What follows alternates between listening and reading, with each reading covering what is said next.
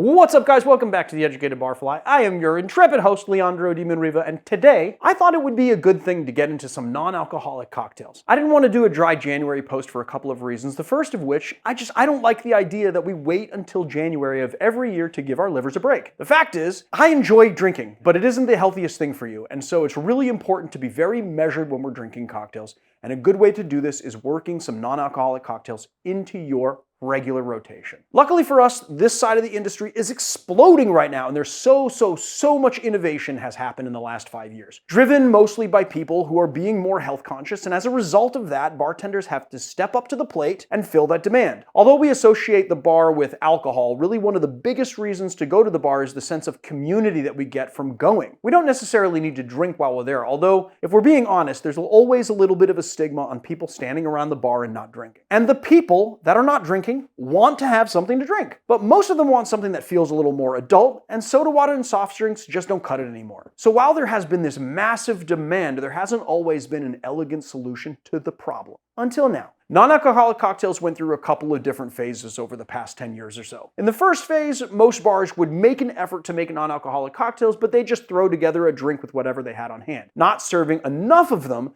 to take on the extra supply cost to have them permanently on the menu. Then as more drinkers started demanding more NA options, bars began really putting some creativity behind it and coming up with very exciting options. But a lot of these drinks were really elaborate and inventive, but still they were basically gussied up soft drinks.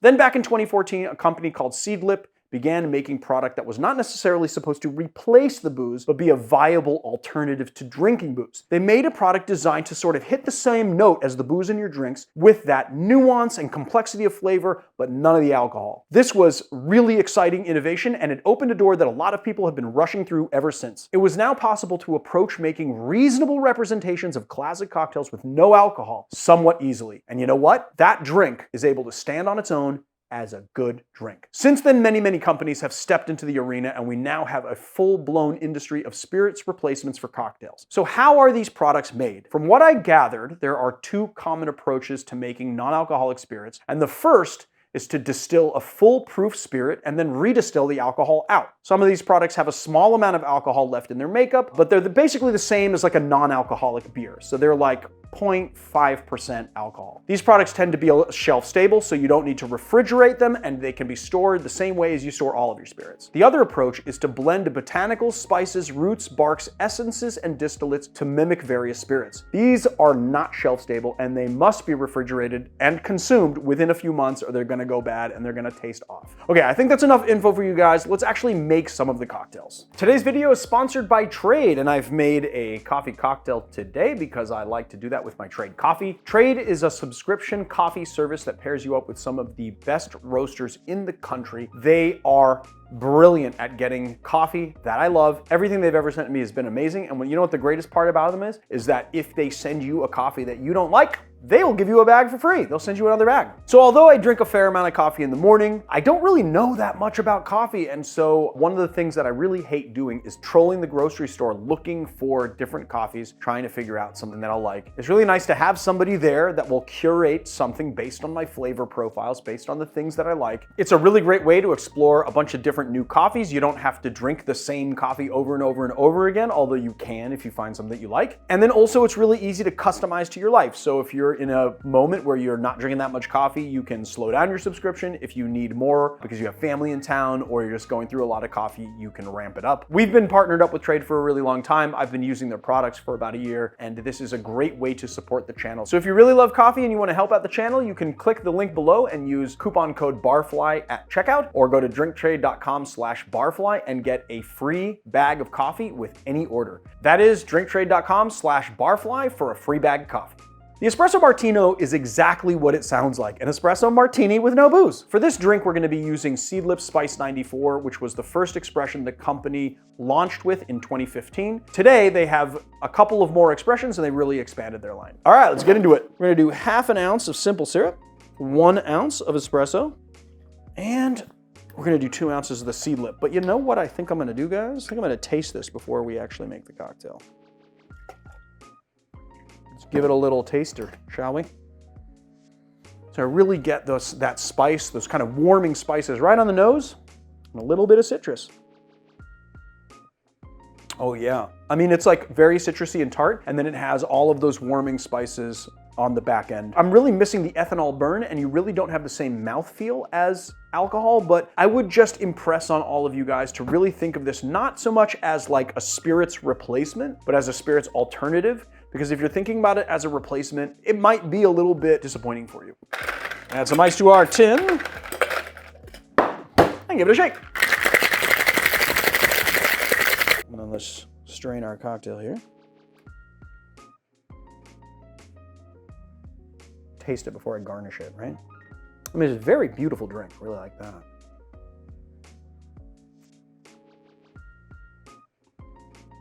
The thing that I was worried about initially with this cocktail is the Seedlip is actually very delicate in flavor, and I was worried that the coffee would kind of overrun those spice notes, but I'm really happy to report that that didn't actually happen. You can still taste those warming spices like, I don't know, I taste like cardamom and nutmeg, and there's like these really nice kind of warming spices to it that go really well with the coffee. And then of course we're just giving it a little bit of simple syrup for some balance and sweetness. And it's just really nice. And it also cuts the bitterness of the coffee, so you have something that's a little smoother. It's really nicely palatable. And then on top of that, it's a good espresso martini. Like if someone gave me this, I would be into it. And then we're gonna throw a little garnish on here. Boop. Oh, perfect.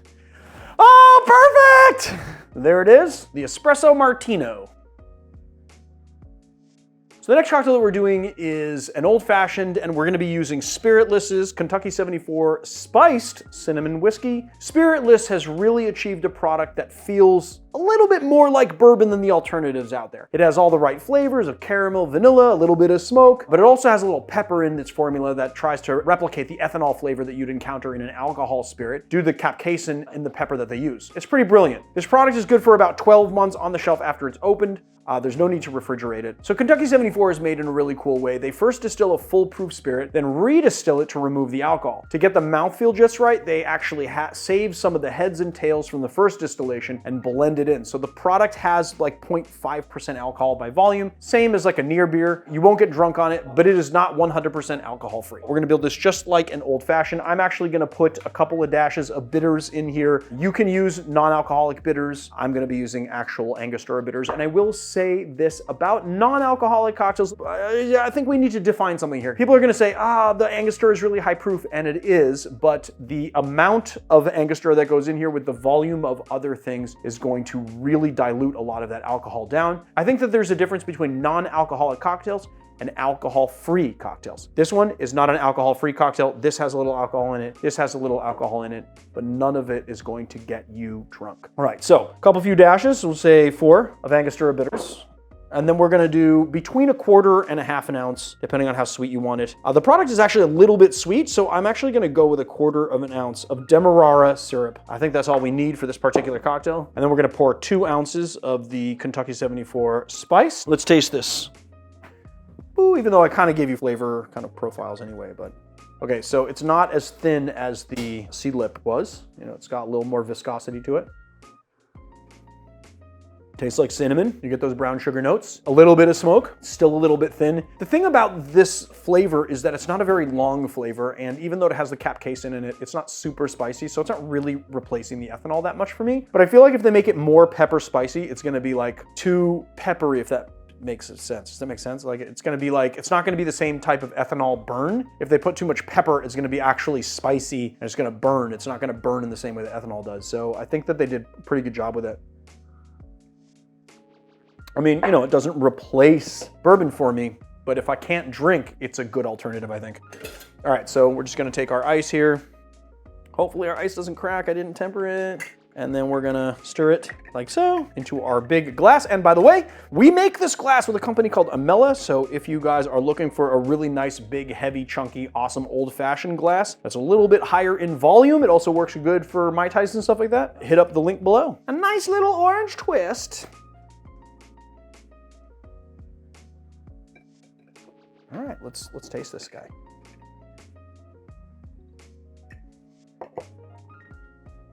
I mean, I'm really tempering my expectations here, that's the thing. It's got the Angostura. It really feels like an old fashioned. I don't have that ethanol burn, which I do miss. The first person to figure out how to synthesize ethanol in a non-alcoholic spirit is gonna be the next billionaire. You've heard it first here. Hopefully I'll be that guy. I feel torn because it's good. You know, if I could not drink and I wanted something to hang out with my friends and drink, this would be a nice, complex flavored thing to have in my hand. I like it. It tastes good. It doesn't replace an old fashioned for me, but I don't think it's really supposed to. I think it's supposed to give you something when you can't have that old fashioned. So there it is, guys. The no fashioned.